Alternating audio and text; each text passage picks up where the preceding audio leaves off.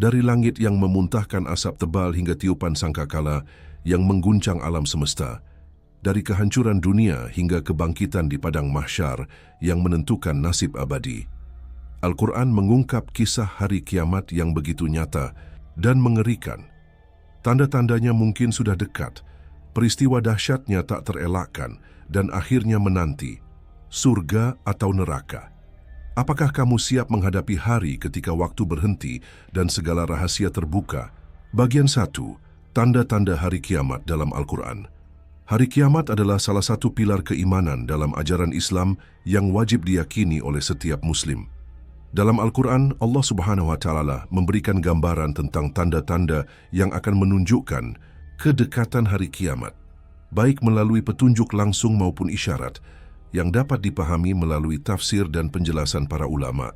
Tanda-tanda ini merupakan bagian dari rencana ilahi untuk mengingatkan manusia akan kefanaan dunia dan urgensi mempersiapkan diri untuk kehidupan akhirat.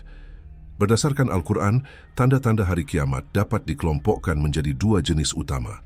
Tanda-tanda kecil, al-alamat as-sugra, dan tanda-tanda besar, al-alamat al-kubra. Meskipun tidak semua tanda disebutkan secara eksplisit dalam satu surah, ayat-ayat yang tersebar memberikan gambaran yang jelas tentang proses menuju kehancuran alam semesta ini. Tanda-tanda kecil dalam Al-Quran. Tanda-tanda kecil adalah peristiwa-peristiwa yang terjadi secara bertahap sebelum tanda-tanda besar muncul. Meskipun Al-Quran tidak merinci tanda-tanda kecil secara spesifik seperti yang ditemukan dalam hadis-hadis Nabi Muhammad SAW, misalnya maraknya kebodohan, hilangnya amanah, atau banyaknya pembunuhan, ada beberapa ayat yang memberikan isyarat tentang kerusakan sosial dan alam sebagai bagian dari proses tersebut. Salah satu ayat yang sering dikaitkan dengan tanda kecil adalah surah Ar-Rum 30. Mapi Mason Siu 42 yang berbunyi, telah tampak kerusakan di darat dan di laut disebabkan perbuatan tangan manusia, supaya Allah merasakan kepada mereka sebagian dari akibat perbuatan mereka, agar mereka kembali ke jalan yang benar. Katakanlah, berjalanlah di bumi, lalu lihatlah bagaimana kesudahan orang-orang yang sebelum kalian. Kebanyakan dari mereka adalah orang-orang yang mempersekutukan Allah. Ayat ini menunjukkan bahwa kerusakan lingkungan dan moral yang disebabkan oleh ulah manusia adalah bagian dari tanda-tanda kecil yang menjadi peringatan bagi umat manusia. Kerusakan yang dimaksud dalam ayat ini bisa mencakup pencemaran alam, eksploitasi sumber daya secara berlebihan, dan perilaku manusia yang menyimpang dari ajaran Allah. Ketika manusia terus-menerus melanggar batas-batas syariat dan mengabaikan tanggung jawab mereka sebagai khalifah di bumi, maka dampaknya akan terlihat dalam bentuk bencana alam, konflik sosial, dan degradasi nilai-nilai kemanusiaan. Dalam konteks modern, kita bisa melihat fenomena seperti perubahan iklim, polusi udara, dan meningkatnya kekerasan sebagai cerminan dari ayat ini. Meskipun Al-Quran tidak menyebutkan secara spesifik waktu atau bentuk kerusakan tersebut, pesan utamanya adalah agar manusia menyadari akibat dari perbuatan mereka dan kembali kepada Allah sebelum terlambat. Selain itu, Surah Al-An'am Desi Utsati Mautu 8 juga memberikan isyarat tentang tanda-tanda kecil yang berkaitan dengan sikap manusia terhadap hari kiamat. Apakah mereka menunggu sampai malaikat datang kepada mereka, atau Tuhanmu datang, atau datangnya sebagian tanda-tanda Tuhanmu? Pada hari ketika datang sebagian tanda-tanda Tuhanmu, tidaklah bermanfaat lagi iman seseorang kepada dirinya sendiri yang belum beriman sebelum itu, atau belum berbuat kebaikan dalam masa imannya. Ayat ini menunjukkan bahwa ada tanda-tanda tertentu yang akan muncul sebelum kiamat. Dan ketika tanda-tanda itu terlihat, pintu taubat bagi sebagian orang akan tertutup. Para mufasir sering mengaitkan ayat ini dengan tanda-tanda, seperti munculnya matahari dari barat, yang juga disebutkan dalam hadis, tetapi dalam Al-Quran sendiri, fokusnya lebih kepada peringatan agar manusia tidak menunda-nunda keimanan dan amal saleh. Tanda-tanda besar dalam Al-Quran. Tanda-tanda besar adalah peristiwa-peristiwa luar biasa yang menandakan bahwa hari kiamat sudah sangat dekat dan tidak ada lagi kesempatan bagi manusia untuk bertaubat. Al-Quran menyebutkan beberapa tanda besar ini secara eksplisit yang melibatkan fenomena kosmik makhluk tertentu dan kehancuran total tatanan alam semesta. Salah satu tanda besar yang disebutkan adalah munculnya asap, dukhan, sebagaimana terdapat dalam surah Ad-Dukhan, Parpun Puat, 10:12. Maka tunggulah hari ketika langit membawa asap yang nyata, yang meliputi manusia. Inilah azab yang pedih, mereka berdoa. Ya Tuhan kami, hapuskanlah azab ini dari kami, sesungguhnya kami akan beriman. Asap ini digambarkan sebagai fenomena yang akan menyelimuti bumi dan menyebabkan penderitaan besar bagi manusia. Para ulama berbeda pendapat tentang apakah asap ini sudah pernah terjadi pada masa lalu, seperti pada zaman Quraisy yang mengalami kelaparan, atau masih menanti sebagai tanda besar di masa depan. Namun yang jelas ayat ini menegaskan bahwa peristiwa ini akan menjadi bukti nyata kekuasaan Allah dan peringatan terakhir bagi manusia. Tanda besar lainnya adalah munculnya dabbah, seekor binatang melata yang akan berbicara kepada manusia.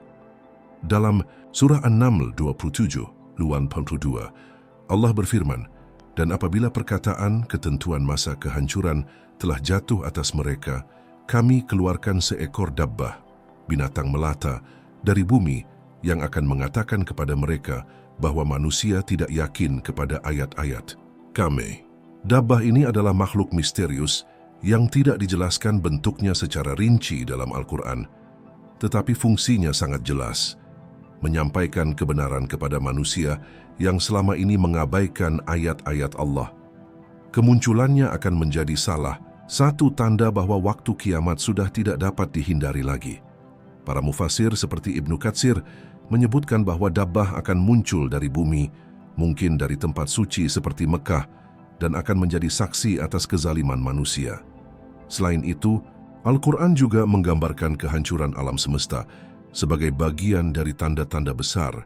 Surah At-Takwir 21 dan 76 memberikan deskripsi yang sangat dramatis. Apabila matahari digulung, dan apabila bintang-bintang berjatuhan, dan apabila gunung-gunung dihancurkan, dan apabila unta-unta yang bunting ditinggalkan, tidak terurus, dan apabila binatang-binatang liar dikumpulkan, dan apabila lautan dijadikan meluap. Ayat ini menggambarkan bagaimana tatanan alam yang selama ini stabil akan runtuh total. Matahari yang menjadi sumber kehidupan akan kehilangan cahayanya. Bintang-bintang yang menghiasi langit akan jatuh, dan gunung-gunung yang kokoh akan hancur berkeping-keping. Lautan yang luas akan meluap dan menyatu, menghapus batas-batas yang selama ini memisahkan daratan. Kekacauan ini menunjukkan bahwa tidak ada lagi tempat bagi manusia untuk bersembunyi atau melarikan diri dari kehendak Allah. Surah Al-Infitar 82 dan total 5 melengkapi gambaran ini.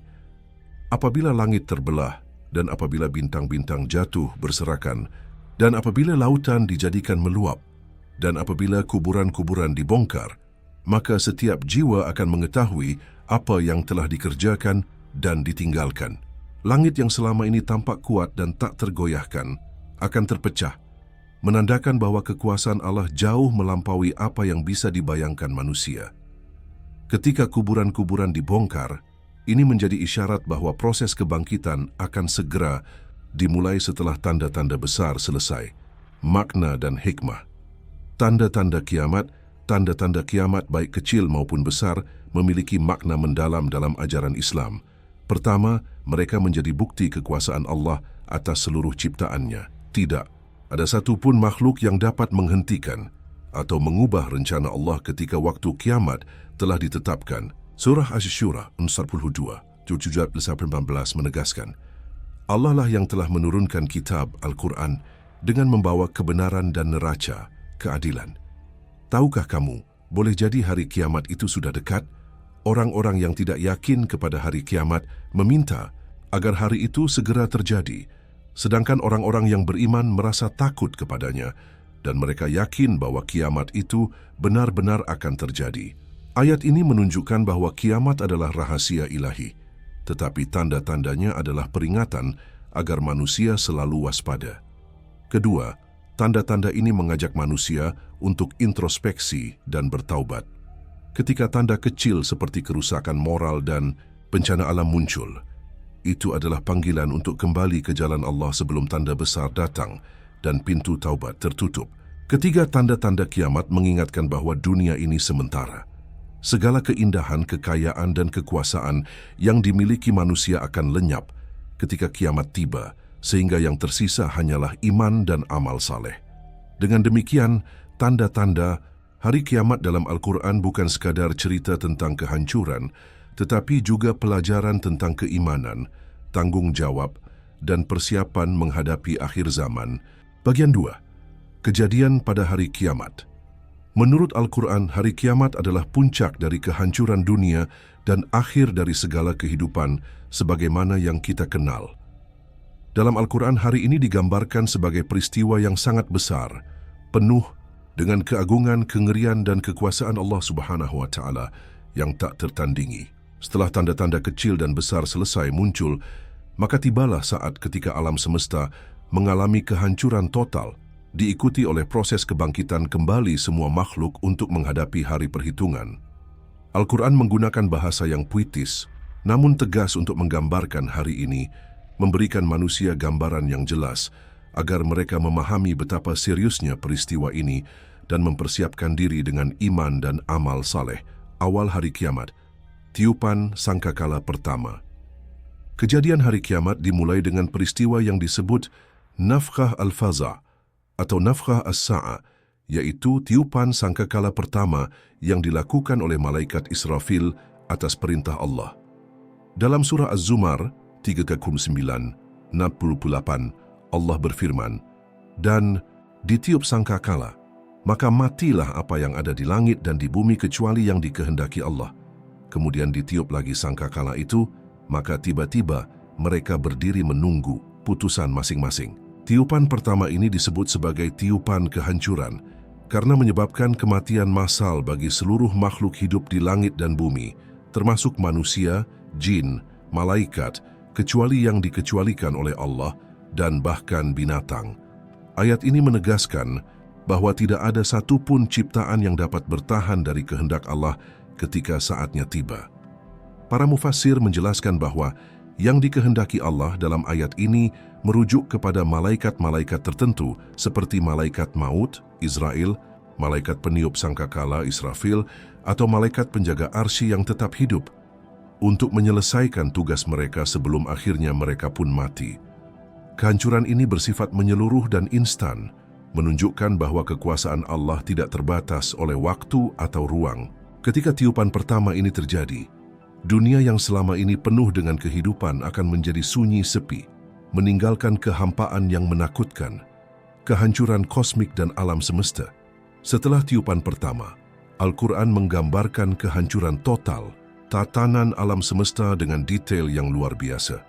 Surah Al-Haqqah 69, 11-18 menyatakan, "Maka apabila sangkakala ditiup sekali tiup, dan diangkatlah bumi dan gunung-gunung, lalu dibenturkan keduanya sekali benturan, maka pada hari itu terjadilah kiamat. Dan terbelahlah langit, sehingga ia pada hari itu menjadi lemah, dan malaikat-malaikat berada di penjuru-penjuru langit, dan pada hari itu 8 malaikat menyangga arsy Tuhanmu di atas kepala mereka. Pada hari itu kamu dihadapkan kepada Tuhanmu, tidak ada sesuatu pun dari kamu yang tersembunyi baginya." Ayat ini memberikan gambaran yang sangat hidup tentang bagaimana bumi, gunung-gunung, dan langit yang selama ini menjadi simbol kekuatan dan stabilitas akan hancur dalam sekejap. Gunung-gunung yang kokoh akan diangkat dan dihancurkan menjadi debu sebagaimana disebutkan dalam surah Al-Waqiah 56:5-6. Dan gunung-gunung dihancurkan sehancur-hancurnya, maka ia menjadi debu yang beterbangan. Proses ini menunjukkan bahwa tidak ada lagi tempat berpijak bagi manusia, dan semua yang mereka anggap permanen akan lenyap. Langit yang selama ini tampak megah akan terbelah dan menjadi lemah, seperti kain tua yang robek, sebagaimana digambarkan dalam surah Al-Infitar 82:1-2.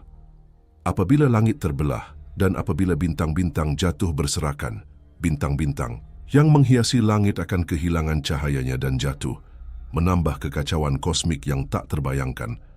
Lautan juga tidak luput dari kehancuran ini. Dalam surah At-Takwir 81, Sim Allah berfirman, dan apabila lautan dijadikan meluap, para ulama menafsirkan bahwa lautan akan menyala atau meluap hingga menyatu, menghapus batas-batas daratan dan menciptakan pemandangan yang mengerikan. Surah Al-Infitar 62 menambahkan, dan apabila lautan dijadikan meluap, ini menunjukkan bahwa elemen-elemen alam yang selama ini menjadi sumber kehidupan akan berubah menjadi alat kehancuran pada hari kiamat. Matahari, bulan, dan bintang-bintang juga akan kehilangan fungsinya, sebagaimana disebutkan dalam surah At-Takwir 81, berarti 1-2. Apabila matahari digulung dan apabila bintang-bintang berjatuhan. Matahari yang digulung bisa diartikan sebagai hilangnya cahaya atau runtuhnya sistem tata surya yang kita kenal. Kepanikan dan ketakutan manusia. Ketika kehancuran ini terjadi, manusia yang masih hidup pada saat tanda-tanda besar muncul sebelum tiupan pertama akan diliputi oleh kepanikan dan ketakutan yang luar biasa. Surah Al-Hajj 22 ayat 112 memberikan gambaran yang sangat emosional. Wahai manusia, bertakwalah kepada Tuhanmu.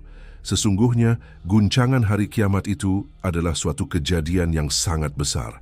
Pada hari ketika kamu melihatnya, setiap perempuan yang menyusui anaknya akan lalai terhadap anak yang disusuinya. Dan setiap perempuan yang hamil akan keguguran kandungannya. Dan kamu akan melihat manusia seperti mabuk, padahal mereka tidak mabuk. Tetapi azab Allah sangat keras. Ayat ini menunjukkan bahwa hari kiamat akan begitu mengejutkan sehingga ikatan paling kuat dalam kehidupan manusia, seperti kasih sayang seorang ibu kepada anaknya, akan terputus. Ketakutan yang melanda akan membuat manusia kehilangan akal sehat mereka, sehingga mereka tampak seperti orang mabuk meskipun sebenarnya mereka dalam keadaan sadar penuh. Surah Al-Qiyamah 75. Doa 12 melanjutkan. Dia bertanya, kapankah hari kiamat itu? Maka apabila mata menjadi terbelalak, ketakutan, dan bulan menjadi gelap, dan matahari serta bulan dikumpulkan, pada hari itu manusia berkata, kemana tempat lari? Sekali-kali tidak. Tidak ada tempat berlindung, hanya kepada Tuhanmu tempat kembali pada hari itu. Ayat ini menggambarkan keputusasaan manusia yang mencari tempat berlindung, tetapi menyadari bahwa tidak ada satupun tempat yang aman dari kekuasaan Allah. Ketika matahari dan bulan, dua ciptaan yang menjadi penanda waktu, dijadikan satu atau kehilangan fungsinya, maka waktu sebagaimana yang dikenal manusia akan berakhir dan hanya kehendak Allah yang tersisa. Nama-nama hari kiamat dalam Al-Quran. Hari kiamat memiliki banyak nama dalam Al-Quran yang masing-masing mencerminkan aspek tertentu dari peristiwa ini. Dalam surah Al-Ghashiyah, Dama 28, disebut Yaumul Ghashiyah, hari yang menutupi. Sudahkah sampai kepadamu berita tentang hari yang menutupi? Wajah-wajah orang kafir pada hari itu tunduk terhina, bekerja keras lagi kepayahan, memasuki api yang sangat panas. Nama ini menggambarkan bagaimana hari kiamat akan menutupi manusia dengan kengerian dan azab yang tidak terelakkan. Nama lain seperti Yaumul Qiyamah, hari kebangkitan, dalam surah Al-Qiyamah 75. Aku bersumpah dengan hari kiamat, menunjukkan bahwa ini adalah hari ketika semua makhluk akan berdiri kembali setelah kehancuran. Nama lainnya adalah Yaumul Faisal, hari pemisahan, sebagaimana disebutkan dalam surah Ad-Dukhan 44. Sesungguhnya hari keputusan kiamat adalah waktu yang ditetapkan bagi mereka semua. Ini merujuk pada pemisahan antara yang benar dan yang salah, yang beriman dan yang kafir. Yaumul Hisab, hari perhitungan, dalam surah Ghafir 27. Dan Musa berkata, sesungguhnya aku berlindung kepada Tuhanku dan Tuhanmu dari setiap orang yang menyombongkan diri yang tidak beriman kepada hari perhitungan, menegaskan bahwa semua amal akan dihitung pada hari itu. Setiap nama ini memperkaya pemahaman kita tentang kompleksitas dan keagungan hari kiamat, transisi menuju kebangkitan. Setelah kehancuran total akibat tiupan pertama, dunia akan berada dalam kehampaan untuk waktu yang hanya diketahui oleh Allah. Kemudian, malaikat Israfil akan meniup sangkakala kedua, yang disebut nafkhah al-ba'ath, tiupan kebangkitan, sebagaimana disebutkan dalam surah Az-Zumar 39, 68. Kemudian ditiup lagi sangkakala itu, maka tiba-tiba mereka berdiri menunggu putusan masing-masing. Tiupan kedua ini menandakan awal dari proses kebangkitan, di mana semua makhluk yang telah mati akan hidup kembali untuk menghadapi hari kiamat sepenuhnya. Surah Yasin 36, Frisab 52 menambahkan, dan ditiup sangkakala, maka tiba-tiba mereka keluar dari kubur menuju kepada Tuhan mereka. Mereka berkata, aduhai celaka kami, siapakah yang membangkitkan kami dari tempat tidur kami, kubur? Inilah yang dijanjikan oleh Tuhan yang Maha Pengasih, dan benarlah para rasul. Manusia yang bangkit akan terkejut dan menyadari bahwa janji Allah dan para rasul adalah benar. Proses ini menunjukkan bahwa hari kiamat tidak hanya tentang kehancuran, tetapi juga tentang transisi menuju kehidupan baru di akhirat. Surah Az-Zalzalah 19 menggambarkan, apabila bumi diguncangkan dengan guncangan yang dahsyat dan bumi telah mengeluarkan beban-beban berat yang ada di dalamnya, dan manusia bertanya, mengapa bumi menjadi begini? Pada hari itu, bumi menceritakan beritanya karena Tuhanmu telah memerintahkannya untuk berbicara. Pada hari itu manusia keluar dari kubur dalam keadaan berkelompok-kelompok untuk diperlihatkan amal perbuatan mereka. Bumi akan menjadi saksi atas apa yang dilakukan manusia di atasnya, dan tidak ada satupun perbuatan yang tersembunyi dari Allah. Makna dan pelajaran dari hari kiamat. Hari kiamat adalah bukti nyata bahwa kekuasaan Allah meliputi segalanya. Kehancuran alam semesta menunjukkan bahwa dunia ini hanyalah sementara dan hanya Allah yang kekal. Bagi orang beriman, gambaran ini menjadi pengingat untuk selalu bertakwa dan mempersiapkan diri dengan amal saleh. Bagi yang ingkar, ini adalah peringatan tentang azab yang tidak dapat dihindari. Surah Al-Mu'minun 23, 102 menyatakan, maka apabila ditiup sangkakala, tidak ada lagi pertalian nasab di antara mereka pada hari itu, dan mereka tidak saling bertanya. Barang siapa yang berat timbangan kebaikannya, maka mereka itulah orang-orang yang beruntung. Hari kiamat menghapus semua hubungan duniawi, dan yang tersisa hanyalah hubungan antara manusia dan Allah berdasarkan amal mereka. Dengan demikian, kejadian pada hari kiamat adalah puncak dari kekuasaan Allah dan awal dari keadilan ilahi yang sempurna. Al-Quran mengajak kita untuk merenungkan hari ini agar tidak terlena dengan dunia dan selalu siap menghadapi pertemuan dengan Allah Subhanahu wa Ta'ala. Bagian 3. Kehidupan setelah kiamat, hari kebangkitan dan akhirat. Setelah kehancuran total dunia pada hari kiamat yang ditandai dengan tiupan sangkakala pertama, nafkhah al-faza, maka tibalah fase berikutnya yang disebut hari kebangkitan, yaumul ba'ath.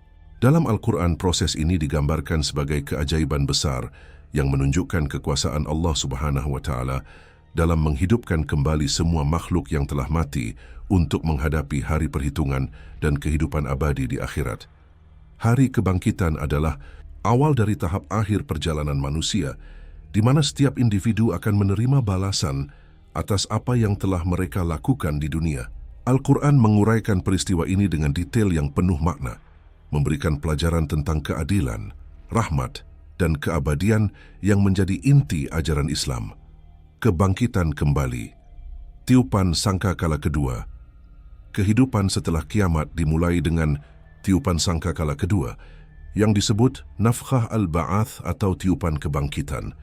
Dalam surah Az-Zumar 39-68, Allah berfirman, dan ditiup sangkakala, maka matilah apa yang ada di langit dan di bumi, kecuali yang dikehendaki Allah. Kemudian, ditiup lagi sangkakala itu, maka tiba-tiba mereka berdiri menunggu putusan masing-masing. Tiupan kedua ini membangkitkan kembali semua makhluk yang telah mati akibat tiupan pertama. Proses ini terjadi dalam sekejap, menunjukkan bahwa bagi Allah, menghidupkan kembali ciptaannya sama mudahnya dengan menciptakan mereka pertama kali. Surah Yasin 36, Pansim Masub 1-53 melengkapi gambaran ini. Dan ditiup sangkakala, maka tiba-tiba mereka keluar dari kubur menuju kepada Tuhan mereka. Mereka berkata, "Aduhai celaka kami, siapakah yang membangkitkan kami dari tempat tidur kami, kubur?" Inilah yang dijanjikan oleh Tuhan yang Maha Pengasih, dan benarlah para rasul. Tidak ada selain satu teriakan saja, maka tiba-tiba mereka semua dihadapkan kepada kami. Ayat ini menggambarkan keheranan dan kepanikan manusia ketika mereka bangkit dari kubur. Mereka yang selama hidupnya meragukan hari kiamat akan tersadar bahwa janji Allah dan para rasul adalah benar. Proses kebangkitan ini bersifat universal. Tidak ada satu makhluk pun yang luput, termasuk manusia dari zaman Nabi Adam hingga generasi terakhir sebelum kiamat. Surah Al-Qiyamah 75. 3-4 menegaskan kekuasaan Allah dalam proses ini. Apakah manusia mengira bahwa kami tidak akan mengumpulkan kembali tulang belulangnya? Bukan demikian, kami mampu menyusun kembali ujung-ujung jarinya dengan sempurna. Bahkan sidik jari yang menjadi tanda unik setiap individu akan dikembalikan dengan presisi yang sempurna, menunjukkan bahwa Allah mengetahui segala detail tentang ciptaannya. Manusia akan keluar dari kubur dalam keadaan telanjang tanpa alas kaki dan tanpa khitan, sebagaimana disebutkan dalam hadis yang mendukung ayat-ayat ini. Surah Az-Zalzalah 99 di sin 8 menambahkan, pada hari itu manusia keluar dari kubur dalam keadaan berkelompok-kelompok untuk diperlihatkan amal perbuatan mereka. Barang siapa yang mengerjakan kebaikan seberat zarrah, niscaya dia akan melihat balasannya. Dan barang siapa yang mengerjakan kejahatan seberat zarrah, niscaya dia akan melihat balasannya. Mereka akan berkumpul di padang mahsyar, sebuah tempat luas yang menjadi saksi perhitungan akhir, dalam kondisi yang penuh ketakutan dan penyesalan. Padang mahsyar, tempat perhitungan. Setelah kebangkitan, semua makhluk akan dikumpulkan di padang mahsyar untuk menghadapi hari perhitungan, Yaumul Hisab. Al-Quran menggambarkan suasana di tempat ini dengan sangat dramatis. Surah Al-Kahfi 18:47-49 menyatakan, "Dan ingatlah, pada hari ketika kami perjalankan gunung-gunung dan kamu akan melihat bumi itu rata, dan kami kumpulkan seluruh manusia dan tidak kami tinggalkan seorang pun dari mereka, dan mereka dihadapkan kepada Tuhanmu dengan berbaris. Dikatakan kepada mereka, sesungguhnya kamu datang kepada kami sebagaimana kami ciptakan kamu pertama kali. Bahkan kamu mengira bahwa kami tidak akan menetapkan waktu untuk memenuhi janji kepada kamu. Dan diletakkanlah kitab, catatan amal, lalu kamu akan melihat orang-orang yang berdosa merasa takut terhadap apa yang ada di dalamnya, dan mereka berkata, aduhai celaka kami. Apakah jenis kitab ini yang tidak meninggalkan yang kecil dan tidak pula yang besar, melainkan mencatat semuanya? Dan mereka dapati apa yang telah mereka kerjakan ada tertulis. Dan Tuhanmu tidak menganiaya seorang pun. Padang mahsyar adalah tempat yang sangat luas dan panas, di mana matahari akan berada sangat dekat dengan manusia. Dalam beberapa riwayat disebutkan hanya 1 mil di atas kepala mereka. Tidak ada naungan di sana kecuali naungan arsy Allah yang hanya diberikan kepada orang-orang yang bertakwa, seperti yang dijelaskan dalam hadis. Surah Ibrahim 14:14-48 lebih melukiskan suasana ini. Pada hari ketika bumi diganti dengan bumi yang lain, dan demikian pula langit, dan mereka semua tampil menghadap Allah yang Maha Esa lagi Maha Perkasa. Dan pada hari itu, kamu akan melihat orang-orang yang berdosa dibelenggu dalam rantai. Pakaian mereka dari cairan tembaga, dan wajah mereka ditutup oleh api. Ayat ini menunjukkan bahwa bumi yang kita kenal akan diganti dengan bumi baru yang rata, tanpa gunung atau lembah, sebagai panggung untuk perhitungan. Di padang mahsyar manusia akan menerima catatan amal mereka. Surah Al-Isra 17:13-14 berbunyi, dan setiap manusia telah kami kalungkan catatan amalnya di lehernya, dan kami keluarkan baginya pada hari kiamat sebuah kitab yang akan dijumpainya dalam keadaan terbuka. Bacalah kitabmu, cukuplah dirimu sendiri pada hari ini sebagai penghitung atas dirimu. Catatan ini akan diberikan kepada masing-masing individu yang beriman menerimanya dengan tangan kanan, sementara yang ingkar dengan tangan kiri atau dari belakang punggung sebagaimana disebutkan dalam surah Al-Insyiqaq 88:4, 7, 12. Tidak ada satu pun perbuatan yang terlewat dari catatan ini, bahkan yang paling kecil sekalipun, menegaskan keadilan mutlak Allah. Proses perhitungan amal, hari kebangkitan juga dikenal sebagai Yaumul Hisab, hari ketika setiap amal diperhitungkan dengan teliti. Surah Al-Anbiya 21:47 menyatakan, "Dan kami akan memasang timbangan yang tepat pada hari kiamat, maka tidak seorang pun dirugikan sedikit pun.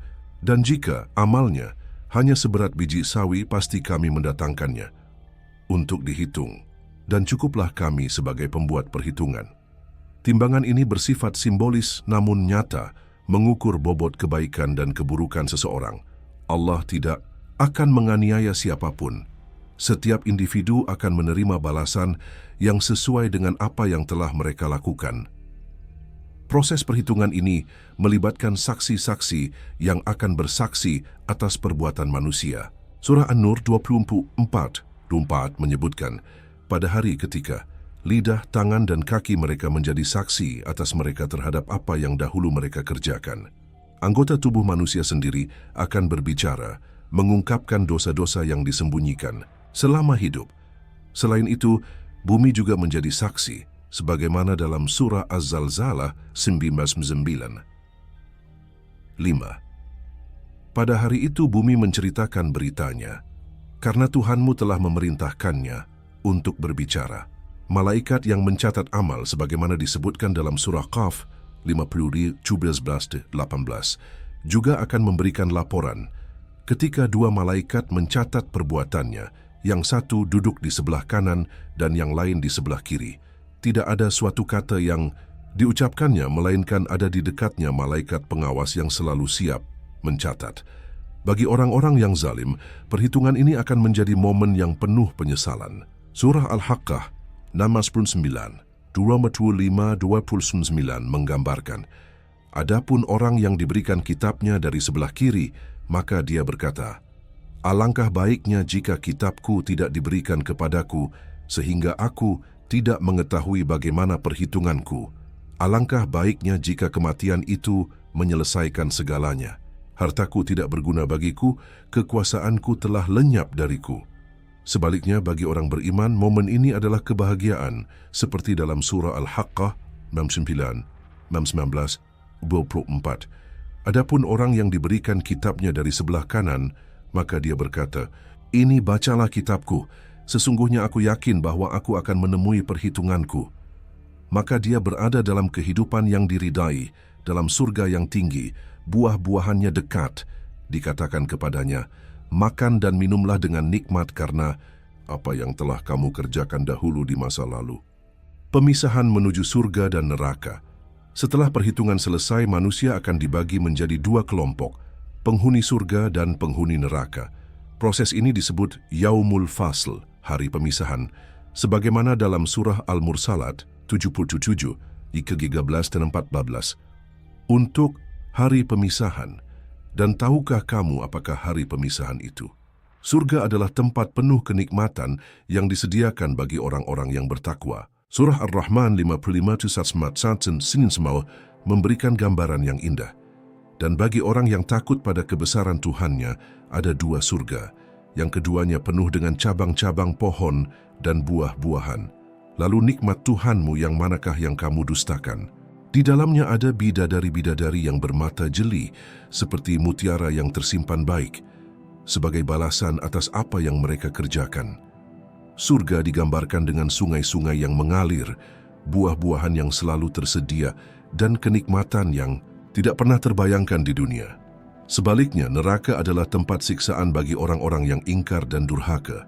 Surah Al-Waqiah 50:1-44 menyatakan, "Dan golongan kiri, alangkah celakanya golongan kiri itu, berada dalam hembusan angin panas dan air yang mendidih, serta naungan asap hitam, tidak sejuk dan tidak menyenangkan." Neraka digambarkan dengan api yang membakar, rantai yang membelenggu, dan makanan yang pahit seperti pohon zakum, sebagaimana dalam surah Ad-Dukhan 44, 43-46. Sesungguhnya pohon zakum adalah makanan orang yang berdosa, seperti cairan tembaga yang mendidih di dalam perut, seperti mendidihnya air yang sangat panas. Siksaan ini bersifat abadi bagi orang-orang kafir. Sementara bagi orang beriman yang memiliki dosa, neraka bisa menjadi tempat penyucian, sementara sebelum masuk surga, sesuai dengan rahmat Allah. Keabadian di akhirat, kehidupan setelah kiamat, bersifat abadi, sebagaimana ditegaskan dalam surah Al-Baqarah 2:182. Bukan demikian, barang siapa yang mengerjakan kejahatan dan dosanya telah meliputi dirinya, maka mereka itulah penghuni neraka. Mereka kekal di dalamnya. Dan orang-orang yang beriman dan mengerjakan kebaikan, mereka itulah penghuni surga. Mereka kekal di dalamnya. Keabadian ini adalah puncak dari perjalanan manusia, di mana tidak ada lagi kematian, perubahan nasib, atau kesempatan kedua. Surga adalah tempat kebahagiaan yang sempurna, di mana penghuninya akan bertemu Allah, sebagaimana dalam surah Al-Qiyamah 75:23. Wajah-wajah orang-orang mukmin pada hari itu berseri-seri, memandang kepada Tuhannya. Sementara neraka adalah tempat keputusasaan abadi bagi yang menolak kebenaran. Makna dan hikmah kehidupan akhirat, kehidupan setelah kiamat adalah manifestasi dari keadilan dan rahmat Allah. Setiap perbuatan di dunia memiliki konsekuensi, dan hari kebangkitan memastikan bahwa tidak ada yang sia-sia. Surah Asy-Syura 42:30 mengingatkan, dan apa saja musibah yang menimpa kamu adalah karena perbuatan tanganmu sendiri, dan Allah memaafkan banyak dari kesalahanmu. Bagi orang beriman, akhirat adalah harapan, sementara bagi yang ingkar itu adalah peringatan. Al-Quran mengajak manusia untuk mempersiapkan diri dengan iman, takwa, dan amal saleh agar mendapatkan tempat terbaik di sisi Allah. Dengan demikian, kehidupan setelah kiamat adalah tahap akhir yang menentukan nasib abadi manusia.